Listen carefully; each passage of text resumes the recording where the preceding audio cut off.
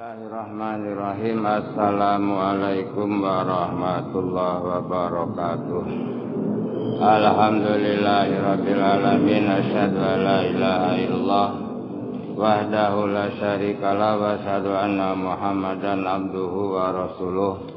Allahumma shalli ala Muhammad wa ali Muhammad kama shallaita ala Ibrahim wa barik ala Muhammad wa ali Muhammad kama barakta ala Ibrahim fil alamin innaka Hamidum Majid. Alhamdulillahirabbil alamin. Hadirin rahimakumullah. Allah masih memberikan hidayah, taufik hidayahnya kepada kita sehingga kita masih bisa melaksanakan ibadah maghrib berjamaah.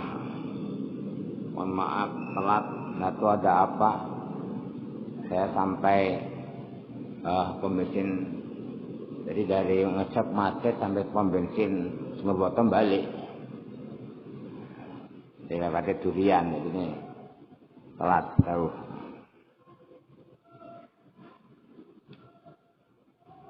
Hadirin rahimakumullah, ada ayat mengenai ekonomi. Dalam ini salah satu sumber ekonomi adalah waris ya. A'udzubillahi minasyaitonirrajim. Bismillahirrahmanirrahim. Kutiba alaikumu idza hadara hadukumul maut in taraka khairan al wasiyatu lil walidaini wal aqrabina bil ma'ruf haqqan 'alal muttaqin. Faman baddalahu ba'da ma sami'ahu fa inama ismuhu 'alal ladzina yubaddilunahu innallaha sami'un 'alim. Hadirin rahimakumullah. Ini juga mengenai masalah harta ya, yang juga harus diperhatikan. Ada kata yang beberapa ayat yang berdekatan itu diulang, yaitu kata kutiba. Jadi ayat sebelumnya ada kata kutiba alaikumul kisos, diwajibkan atas kamu kisos. Di sini kutiba alaikumu. Nanti ayat berikutnya lagi kutiba alaikumusiyam. Jadi kutiba sudah diwajibkan alaikum atas kamu semua. Sudah ditulis. Jadi sudah ditentukan, sudah diwajibkan. Alaikum atas kamu idza habara ahadukum tatkala hadir datang. Ahadukum pada salah satu di antara kamu alam mautu maut. Intaroka kalau kamu meninggalkan khairon yang baik harta ya. Al wasiyatu wasiyah. Lil walidaini untuk orang tua kamu wal aqrabin dan kerabat kamu. Bil ma'rufin dengan cara yang ma'ruf. Hakon itu hak alal muttaqin untuk orang-orang yang bertakwa. Faman badalau dan siapa orang yang merubah wasiat tadi. Badama samau setelah diperdengarkan itu wasiat padanya. Fa inna maka sungguhnya ismu dosanya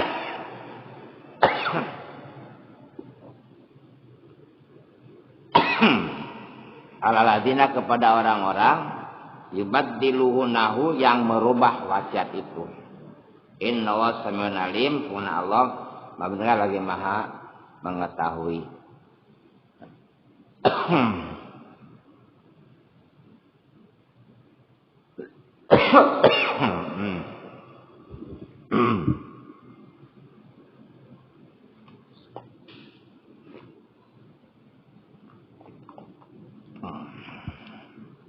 Kutiba diwajibkan pada kamu idza hadara tatkala datang ahadukum pada kamu pada kalian salah seorang di antara kalian maut.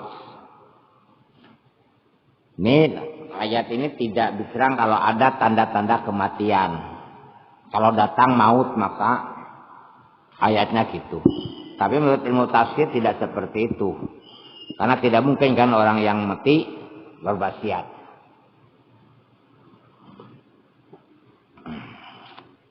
Terus kutiba diwajibkan ada berbagai macam pendapat ulama terpecah. Padahal kutiba itu wajib hukumnya sesuai dengan letterlock bunyi ayatnya. Kutiba diwajibkan ini perintah. Usul fikihnya setiap perintah dalam Quran maka hukumnya wajib. Di sini perintah berarti wasiat itu wajib. Kalau wajib maka apabila tidak wasiat dosa. Kalau hukumnya wajib. Pendapat berikutnya yang merupakan mayoritas ulama. Jumhur ulama mengatakan tidak, karena yang wajib itu sudah dimansuh, maka ini hukumnya sunnah saja, lebih baik. Yaitu mayoritas ulama, jumhur ulama mengatakan tidak sampai pada wajib, walaupun kalimatnya kutiba, tapi sampai pada hukumnya sunnah. Aliwatas kamu idza hadara tatkala, walaupun di sini idza hadara ahadukum maut, kalau seorang kedatangan maut wasiat. Nah, maka tatkala maut wasiat itu tidak mungkin kan. Mesti wasiatnya adalah sebelum maut, sehingga ditafsirkan tatkala datang tanda-tanda kematian. Diterjemahkan dengan ilmu pengetahuan kan bisa dideteksi. Misalkan orang yang punya penyakit dan secara medis penyakit itu tidak bisa diobati secara medis ya. Bukan penyakitnya tidak bisa diobati. Wah, ini penyakit bisa diobati, enggak. Secara medis penyakitnya tidak bisa diobati. Mungkin alternatif lain bisa mengobati. Maka ini sudah warning. Oh, ini tanda kematian. Nah, maka boleh wasiat. Tanda kematian. Kan misalkan kanker dioperasi, tapi sudah kemana-mana. Sudah sampai hati, sudah sampai macam-macam usus kan gitu. Ya dioperasi, tapi menurut ilmu dokter, ilmu Allah, ilmu dokter adalah ilmu Allah, sebagian kecil ilmu Allah. Maka kalau menurut dokter tidak bisa diobati, jangan menvonis penyakit ini nggak ada obatnya. Hanya secara medis tidak bisa ngobati medis. Jadi yang namanya obat itu bisa berbagai macam cara. Kita berobat boleh lewat ke dokter medis atau non medis. Yang tidak boleh berobat dengan cara kemusyrikan. Jadi minta sembuh tapi kita musyrik. Itu sembuh lah, itu ijolannya terlalu mahal. Kita sembuh kita musyrik ya. Nah, itu ijolannya. Jadi janganlah berobat itu lewat bantuan-bantuan jin, lewat kemusyrikan. Kenapa? Kalau tuh sembuh itu bukan karena jinnya, bukan karena sihirnya, tetapi karena Allah menghendaki sembuh. Kalau Allah menghendaki sembuh, sembuh. Kalau Allah tidak menghendaki sembuh, tidak akan sembuh.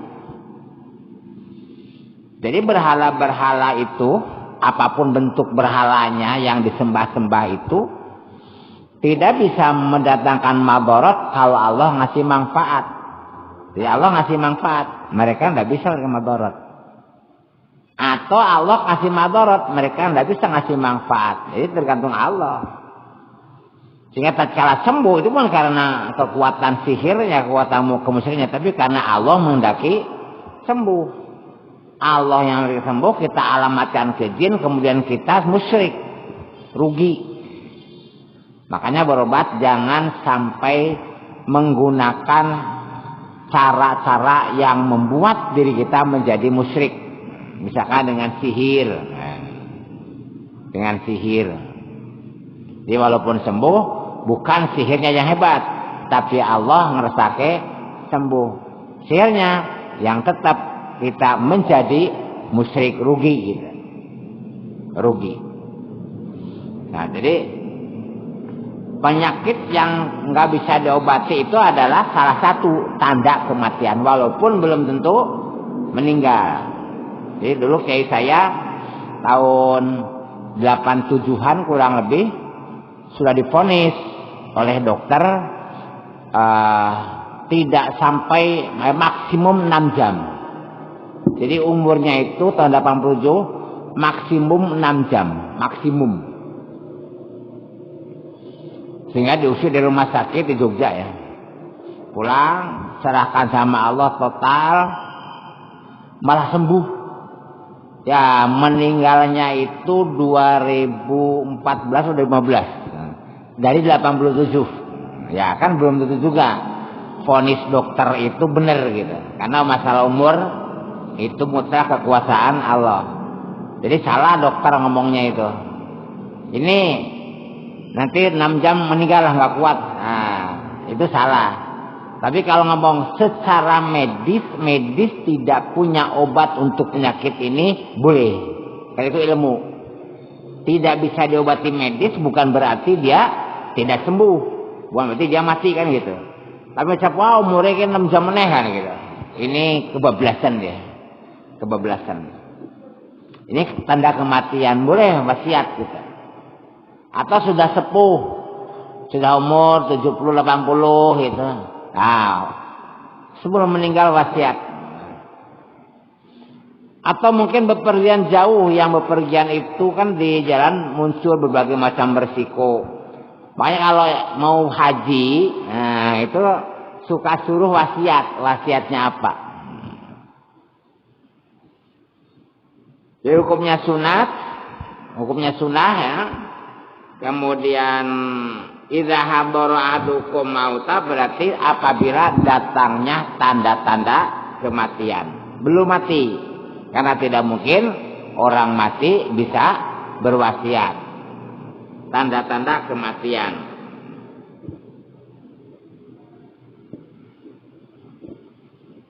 Supaya apa?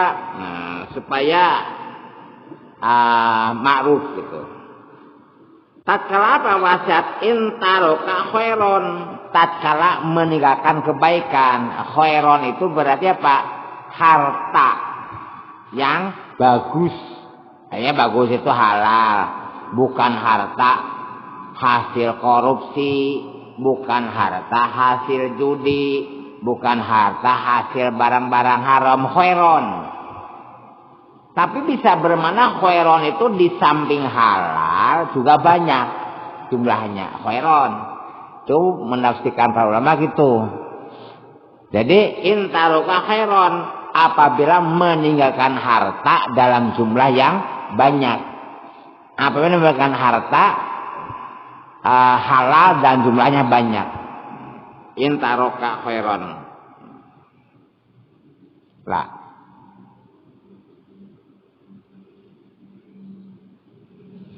Yang namanya wasiat, nah ini hubungannya dengan kematian, hubungan waris.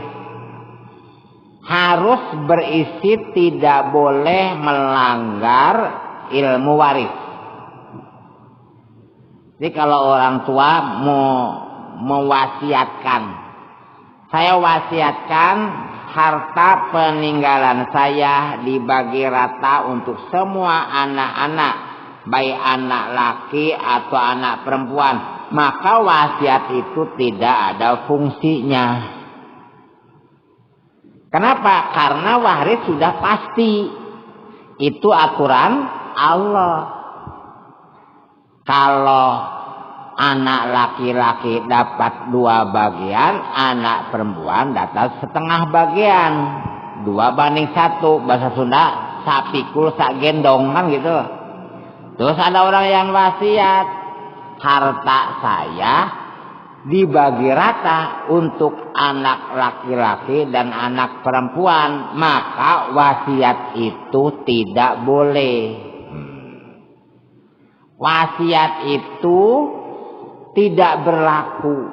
Jika tatkala dirubah, maka tidak ada dosa. Kenapa? Isi wasiatnya tidak sesuai dengan isi Al-Quran. Jadi wasiat jelas untuk meninggalkan harta ya diwasiatkan, tapi isi wasiat tidak boleh nabrak hukum waris yang sudah ditentukan lewat Al-Quran. Bagi umat Islam, walaupun di Indonesia ada 2 pilihan, mau pakai hukum Quran atau hukum nasional. Tapi bagi umat Islam, apabila Quran sudah ngatur, maka tidak boleh memakai ketentuan yang lain. Itu sudah nasnya seperti itu.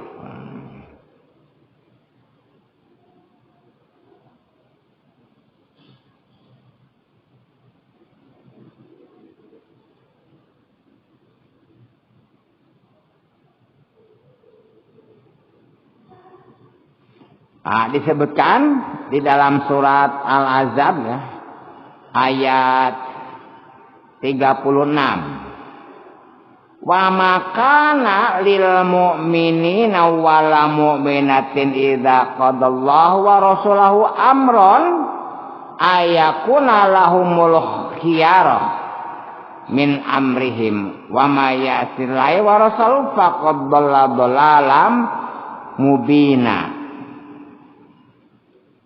Dan tidak patut wa makana, ora pantas, ora patut dan tidak ada cerita lil mu'minina bagi orang yang beriman laki-laki wal mu'minatin dan orang yang beriman perempuan idza qada tatkala sudah ditentukan oleh Allah wa Rasul dan Rasul Allah amron suatu perkara ayakuna laumul khiyar dia mengambil yang lain, milih pilihan min amrin untuk menyelesaikan urusannya.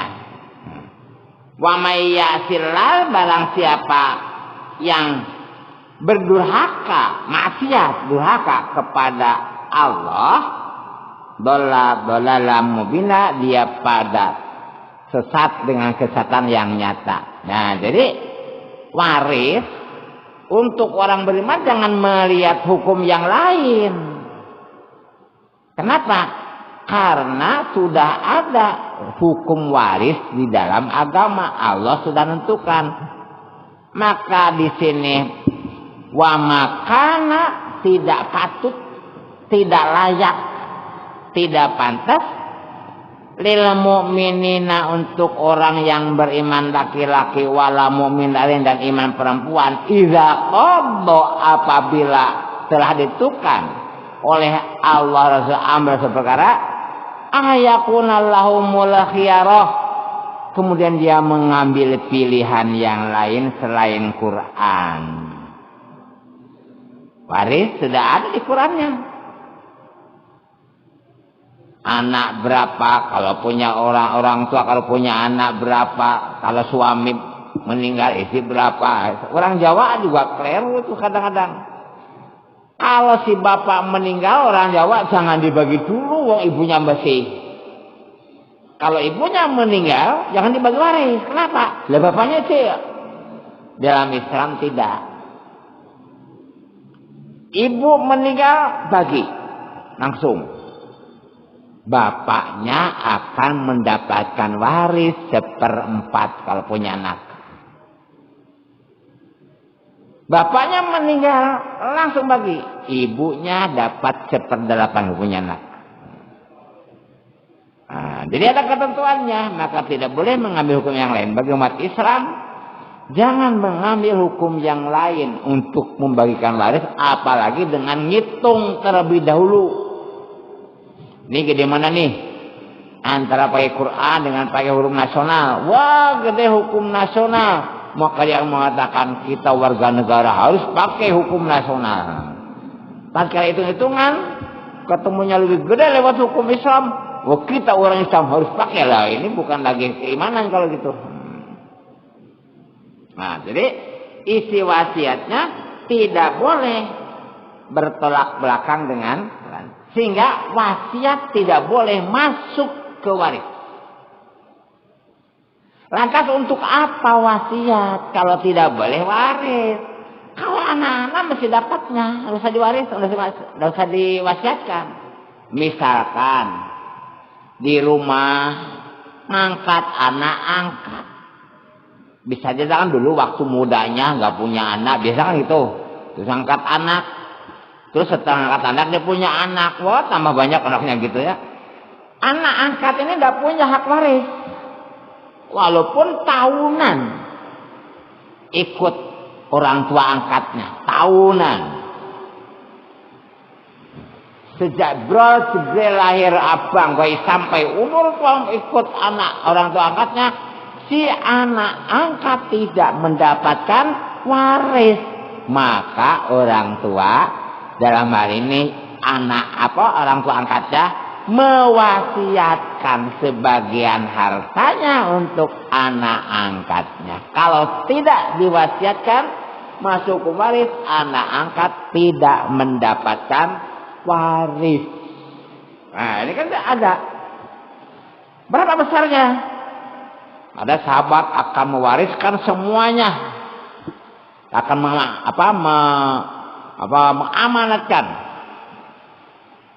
Ini saya untuk masjid sekian semuanya 100%. Kata Rasul jangan.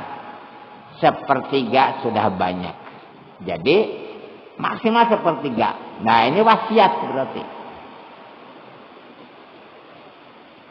Atau punya orang tua, tapi orang tuanya dilalah non-Islam.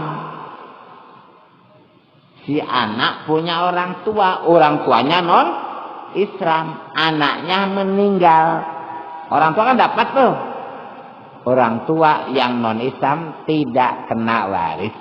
Atau punya anaknya non-Islam, orang tuanya Islam, yang meninggal orang tuanya, si anak non-Islam juga tidak dapat waris walaupun anak kandung. Karena sudah di luar agama.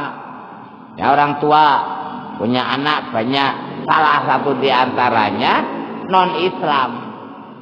Kalau tidak ada wasiat, maka yang non-Islam harus dikeluarkan, tidak mendapatkan waris. Maka supaya dia dapat, walaupun Islam kapak-kapak tetap dia anak kan gitu. Genento wasiat. Wasiat. Dengan wasiat itu untuk mereka yang tidak tercover di dalam hukum waris. Atau gini, keluarga sudah semua hak waris sudah. Kalau orang tuanya tidak wasiat, maka meninggal hartanya jatuh ke ahli waris 100%, bukan sedekah. Jadi anak yang mendapatkan waris atau orang tua yang mewariskan harta untuk anaknya itu bukan sedekah orang tua ke anak. Nah, kan mikir itu mestinya wah ini nanti kalau saya meninggal, harta saya akan jadi milik anak-anak semua. Terus aku yang topo. Padahal yang kerja dia kan bapaknya. Maka sebelum meninggal bapaknya wasiat 1/3 atau 1/5, pokoknya maksimal 1/3 gitu. Kasihkan ke Masjid Pangeran Diponegoro, tanda tangan, ada saksi, bahkan kalau bisa dinotariatkan. Nah itu sedekah jariyah bapaknya. Ibunya tanda tangan berarti sedekah jariyah bapak ibunya. Tapi kalau tidak ada amanah itu nggak bisa. Berarti dapat jariyah dipakai habis oleh anak-anaknya, bapak ibunya yang mencari harta nggak dapat bagian apa-apa di akhirat. Sebab mewariskan harta ke anak-anak tidak dihukumkan sedekah. Nah, kan saya adalah masa anak-anak, tidaklah anaknya juga udah kaya-kaya, sudah mapan, hanya tambahan aja. Maka jangan seperti itu. 1/3 hartanya wariskan kepada pesantren, kepada ini. Ajak kepada ini kegiatan Islam. Ini yang muncul wakaf ke non Islam kan aneh kan gitu ya.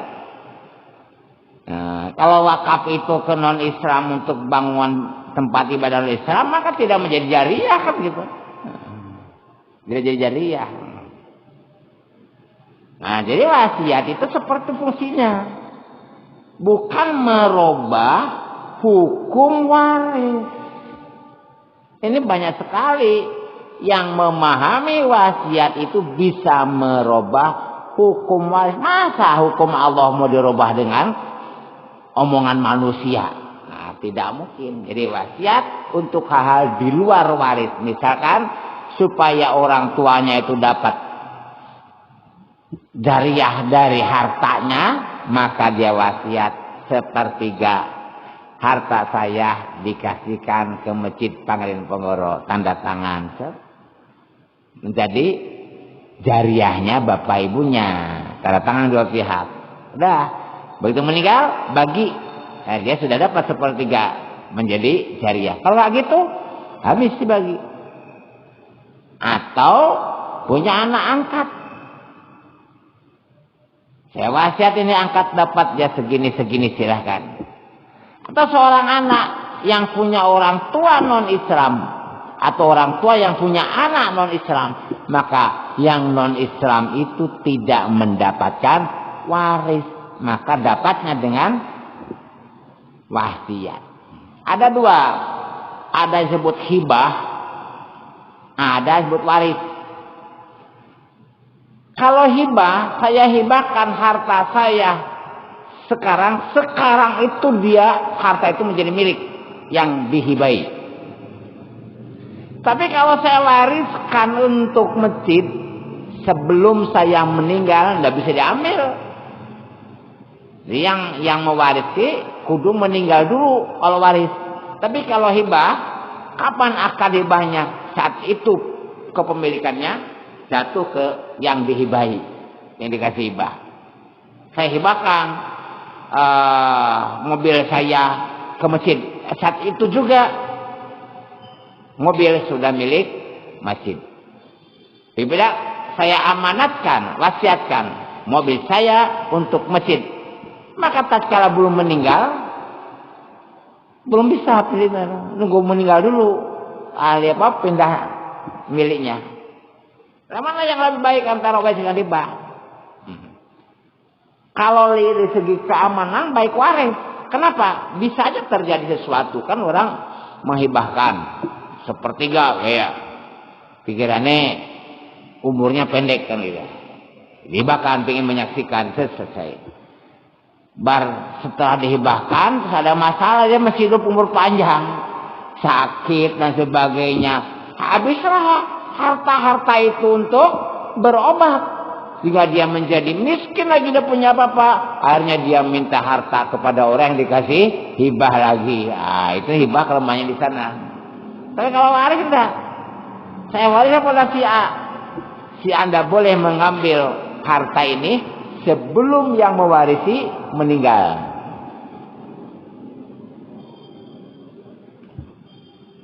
Nah, sehingga kan kita tidak mungkin, tidak tahu kemungkinan itu. Walaupun sudah sepuh ya, penyakitan, belum tentu meninggalnya cepat, belum tentu. Nah, ada sesuatu sehingga memerlukan harta yang banyak, maka harta yang ada dijual, dan itu benar miliknya kan gitu. Misalkan berobat, habis harta itu, ya sudah selesai.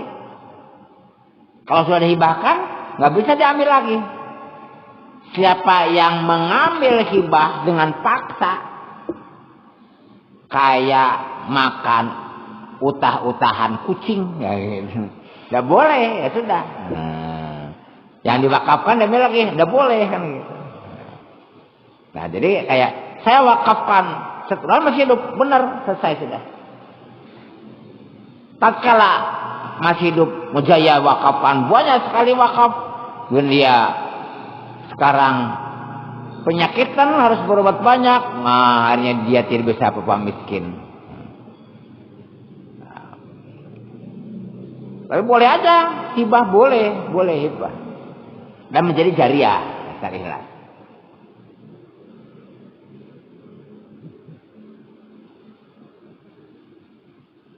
Liwalidnya wa aqrabun bil ma'ruf, dengan cara yang ma'ruf. Faman badalo, siapa orang yang merubah amanat wasiat tadi, bada sami ahutat, setelah mendengarnya wasiat tadi, fa innama ismu alal ladzina yubadilu, maka dosanya untuk yang merubah itu. Seorang amanat, terus memanggil seorang, tolong dicatat. Ini untuk anak angkat saya, catat. Meninggal. Dia pro anak angkatnya. Misalkan catat 50 juta. Nah, tambahin nolnya belakang 1. Jadi 500 juta. Karena orangnya kaya raya. Masa sedulurku anak angkatnya kok dapat 50 toto. Tambahin nolnya. Nah, dia dosa. Karena merubah isi wasiat dari orang yang sudah meninggal. Kan gampang itu merubah, tik 01. Nah, belakangnya. Dari 50 juta menjadi 500 juta. Wah, luar biasa sekali. Pada siapa yang merubah, fa innama ismu alal ladzina yubadilu, maka ismunya, dosanya untuk yang merubah amanat tadi. Nah, jadi takut tidak merubahnya bukan takut apa, takut ke Allah. Maka tidak bisa juga.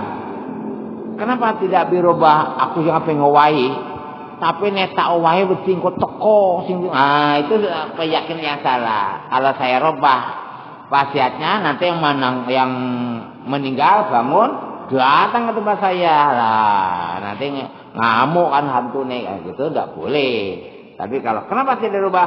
Karena takut sama Allah. Maka di akhir ayatnya, Innallaha sami'un alim, mendengar dan mengetahui. Walaupun waktu menerima wasiat hanya berdua, antara yang mewasiatkan dengan yang diamanahi untuk menyampaikan wasiat tadi, tidak ada yang lain.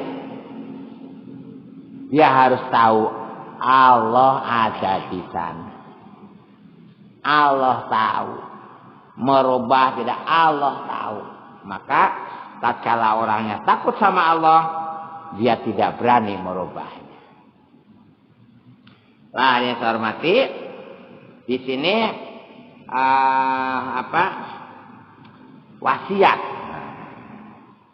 Jadi pokok pertama, wasiat itu hukumnya sunnah. Walaupun ada yang berwasiat wajib.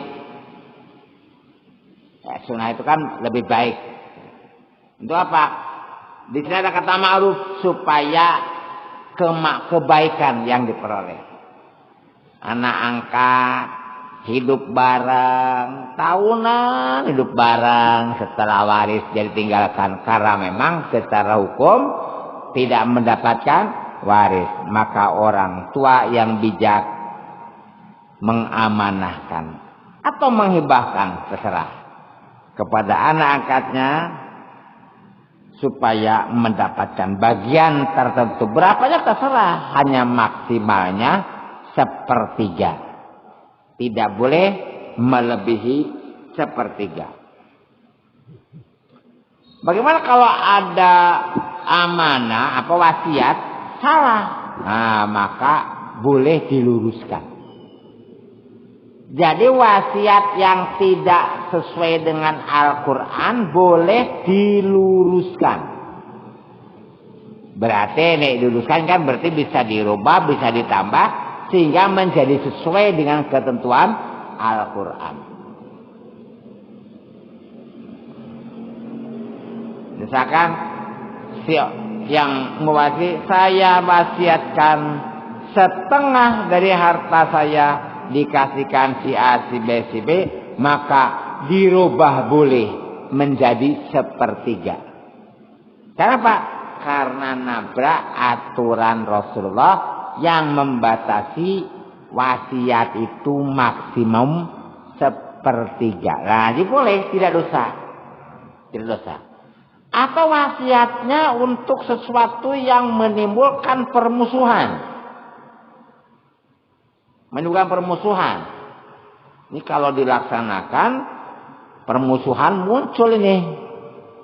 Misalkan si orang tua itu punya anak kandung 5, anak angkat 1. Misalkan punya asetnya 10 juta, 1/3 untuk anak angkat, berarti 3 juta. Yang 7 juta dibagi 5. Muncul ketidakadilan. Nah, si anak kan anak angkat dapat banyak kok, kami anak kan tidak. Maka boleh dirubah. Nah, karena apa? Untuk kemakrufan. Nah, jadi larangan berubah itu bisa dilanggar kalau isi maksiat itu menimbulkan permusuhan, silaturahmi terputus atau melanggar aturan Allah. Alhamdulillahirabbil alamin. Mudah-mudahan Allah memberikan maghfirah kepada kita, ampunan, hidayah dan taufik sehingga tetap istiqomah ala din ala ta'ah, dan mudah-mudahan kita bisa mati dalam keadaan husnul khatimah, dicatat seorang syuhada masuk jannatul firdausi tanpa hisab. Rabbana atina fid dunya hasanah wa fil akhirati hasanah wa qina adzabannar. Walhamdulillahirabbil alamin.